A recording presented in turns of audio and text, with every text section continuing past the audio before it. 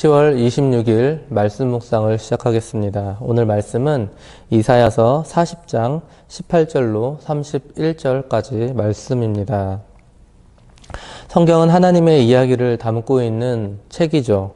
그분이 누구이시며 무슨 일을 하셨는지에 대한 이야기를 담고 있는 책입니다. 그러므로 성경 어디를 들춰봐도 우리는 하나님이 누구인지를 말씀을 통해서 잘 알 수가 있습니다. 그런데 특히 오늘 본문은 그 중에서도 하나님이 누구인지를 핵심적으로 잘 표현한 말씀이라고 할 수 있습니다. 오늘 본문은 하나님에 대한 이 이사야의 소개 글입니다. 선민 이스라엘은 포로에서 해방될 것입니다. 그리고 그 귀환한 백성들은 하나님께서 다스리게 될 것입니다.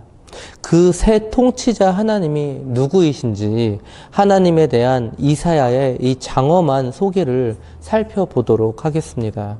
그리고 오늘 말씀을 통해서 우리도 하나님이 어떤 분이신지를 스스로 다시 인식하면서 그분 앞에 우리가 어떠해야 하는지를 스스로 다짐해보는 시간을 가졌으면 좋겠습니다. 18절입니다. 그런즉 너희가 하나님을 누구와 같다 하겠으며 무슨 형상을 그에게 비기겠느냐. 하나님을 누구와 같다 하겠으며 하나님은 유일무이한 존재이십니다. 그 어떤 존재와 비교할 수 없으신 분이십니다. 이 세상 만물의 모든 것들은 단지 하나님의 피조물일 뿐입니다. 하나님의 작품일 뿐이죠. 누구도요? 인간도 마찬가지로 하나님의 피조물일 뿐입니다. 그래서 인간이 창조주이신 하나님의 모든 것을 다 이해한다라는 것은 불가능한 일입니다. 단지 우리는 하나님께서 직접 계시하시는 이 말씀을 통해서만 이해할 수 있습니다. 이 말씀을 그대로 받아들여서 이해할 뿐이죠.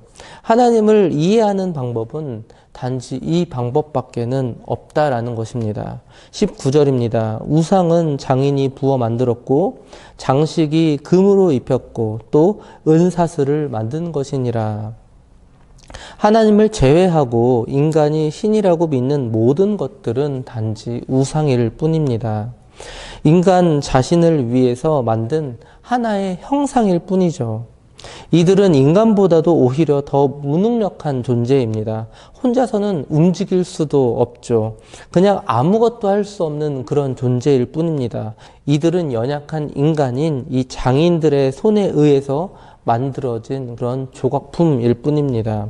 20절입니다. 궁핍한 자는 거제를 드릴 때에 썩지 아니하는 나무를 택하고 지혜로운 장인을 구하여 우상을 만들어 흔들리지 아니하도록 세우느니라. 금이나 은으로 우상을 만들지 못하는 이 가난한 자들은 값이 싼 나무로도 우상을 만들 수 있다라는 것입니다. 신의 형상이 인간의 형편에 따라서 좌지우지됩니다. 이 자체만으로 신의 자격을 갖추고 있다고 말할 수 없다라는 것이죠. 그런데도 불구하고 이 이스라엘 백성들은 지금껏 우상을 숭배했다라는 것입니다. 그래서 이사야는 이들을 강력하게 다음 구절에서 책망하고 있습니다. 너희가 알지 못하였느냐? 너희가 듣지 못하였느냐? 태초부터 너희에게 전하지 아니하였느냐? 땅의 기초가 창조될 때부터 너희가 깨닫지 못하였느냐? 21절은 매우 중요한 말씀입니다. 인간에게는 태초부터 이 하나님께서 창조주이심을 그 아는 지혜와 그 우상을 구별할 수 있는 그 능력이 있다라는 뜻이죠. 그래서 우리가 하나님을 믿지 않음을 핑계 댈 수 없다라는 것입니다. 로마서 1장 20절을 보시면은요, 창세로부터 그의 보이지 아니하는 것들, 곧 그의 영원하신 능력과 신성이 그가 만드신 만물에 분명히 보여 알려졌나니 그러므로 그들이 핑계하지 못할지니라. 구원받지 못함에 대한 전적인 책임이 누구에게 있다라는 겁니까? 바로 인간에게 있다라는 것이죠. 이스라엘 백성들은 하나님께서 이 우상보다 우월하시다라는 것을 알면서도 우상을 숭배했다라는 것입니다. 따라서 이사야는 지금 남유다 백성들을 향해서 책망하고 있었습니다. 22절입니다. 그는 땅 위에 궁창에 앉으시나니 땅에 사는 사람들은 메뚜기 같으니라. 그가 하늘을 차일같이 펴셨으며 거주할 천막같이 치셨고. 하나님에게 있어서 인간들은 그저 메뚜기에 지나지 않는다라는 것입니다. 반면에 하나님은 어떻습니까? 이들과 비교할 수 없는 그런 엄청난 존재이시다라는 것이죠.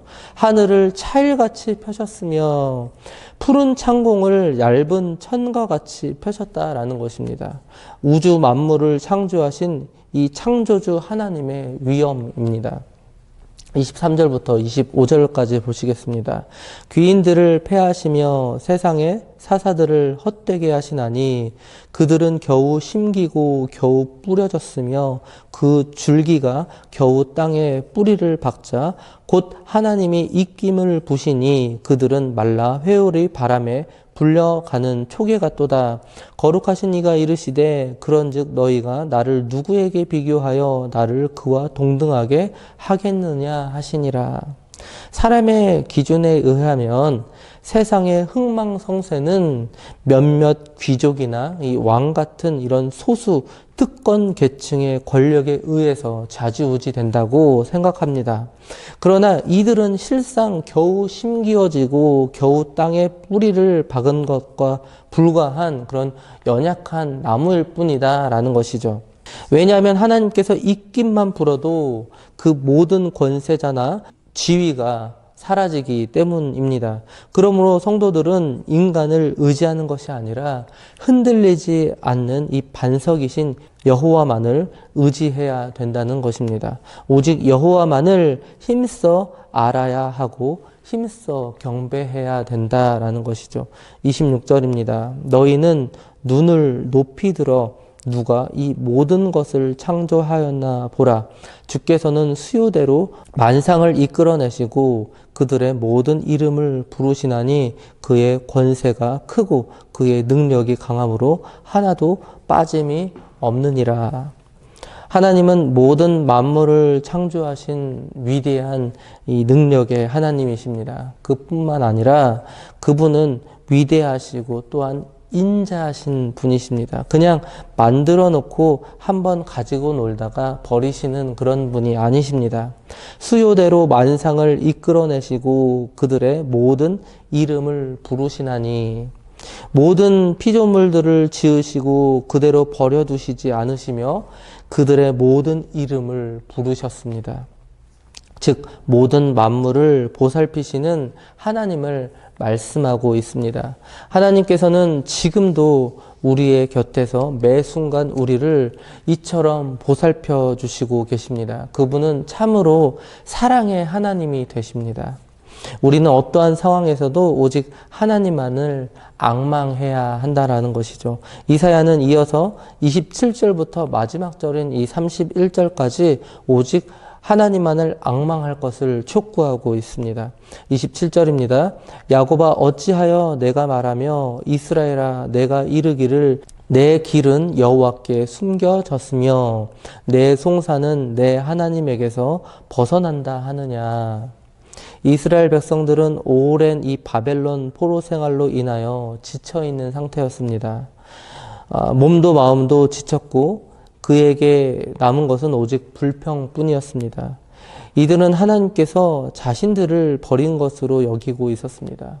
이같이 절망에 빠진 이 이스라엘 백성들에게 선지자는 이들을 권면합니다.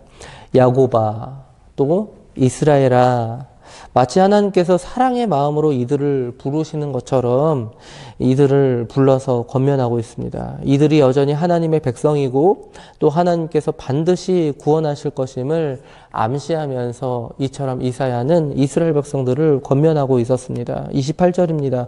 너는 알지 못하였느냐 듣지 못하였느냐 영원하신 하나님 여호와 땅끝까지 창조하신 이는 피곤하지 않으시며 곤비하지 않으시며 명철이 한이 없으시며. 이사야는 이스라엘 백성들 중에 이 여호와를 의뢰하지 않고 불평하고 있는 자들에게 다시 질문을 합니다. 어찌하여 알지 못하였느냐라고 꾸짖고 있습니다. 이들의 불만은 여호와가 누구인지를 모르는 그런 무지에서부터 비롯된 것입니다. 그래서 이들에게는 여호와에 대한 정확한 지식이 필요했습니다. 그래서 이사야는 이들에게 하나님께서 어떤 분이신지를 설명해 주었습니다. 하나님께서는 영원부터 영원까지 존재하시는 그런 창조주이십니다. 또한 피곤치 아니하시며 명철이 한이 없으신 분이십니다. 그분은 한순간도 피곤하거나 지치신 적이 없으신 분이시고 또 그 어떤 것에도 능력의 제한을 받지 아니하시는 그런 분이십니다. 29절입니다. 피곤한 자에게는 능력을 주시며 무능한 자에게는 힘을 더하시나니. 하나님은 당신의 백성들에게 넘치는 힘을 주시는 능력의 하나님이십니다. 바벨론 포로 생활로 피곤하며 연약해져서 아무런 일도 할 수 없는 그런 무기력해진 이 이스라엘 백성들에게 하나님은 새 힘이 되실 것입니다. 30절부터 31절입니다.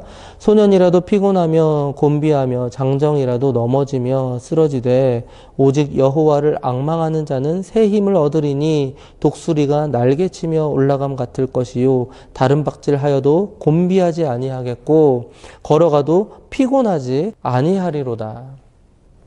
젊은 장년조차도 피곤하면 지쳐 쓰러질 수 있습니다. 이는 희는 강국인 이 바벨론 국가도 결국은 망할 것을 예언한 말씀이죠. 그러나 오직 여호와를 앙망하는 자는 새 힘을 얻을 것입니다. 나약한 인간이지만 여호와를 앙망하는 자는 영원히 피곤치 않을 새 힘을 얻게 될 것입니다. 여기서 새 힘이란 무엇이냐? 순간적으로 주어지는 그런 에너지가 아니라는 것이죠. 축복의 근원이신 이 여호와를 섬기는 자에게는 끊임없이 공급되는 그런 성령의 능력을 가리키고 있습니다. 그 힘은 독수리가 날개치며 올라감 같고 힘차게 달려도 피곤하지 않는 그런 힘과 같을 것입니다. 여호와를 끝까지 기다리는 이 이스라엘 백성은 마침내 바벨론으로부터 해방되어 축복을 누리게 될 것입니다. 사랑하는 성도 여러분, 우리는 여전히 하나님의 택한 백성입니다. 그리고 하나님께서는 반드시 우리를 구원하실 것입니다. 때문에 어떤 고난의 일이 있을지라도 어떤 힘든 일이 우리에게 닥칠지라도 우리는 절대로 불평해서는 안 될 것입니다. 하나님의 섭리를 소망하고 인내하며 기다릴 줄 알아야 합니다. 하나님께서는 하루가 천년 같고 천년이 하루 같으신 분이십니다. 인간의 시간 감각으로 하나님의 역사가 지체된다고 절대로 우리는 원망해서는 안 된다라는 것이죠. 하나님의 시각을 통해서 세상을 바라보는 영적인 눈을 우리는 가져야 할 줄로 믿습니다. 또한 어떠한 상황에 처하든지 오직 그분만을 앙망하는 신앙을 가져야 합니다. 이러한 신앙의 소유자는 독수리가 날개치며 올라감같이 곤비치 않고 또 피곤치 않는 새 힘이 넘치는 그런 삶의 환희를 만끽하게 될 것입니다. 오늘 하루도 하나님의 때를 기다리면서 오직 하나님만을 앙망하며 살아가시는 저와 우리 장자 가족들이 되시기 바랍니다.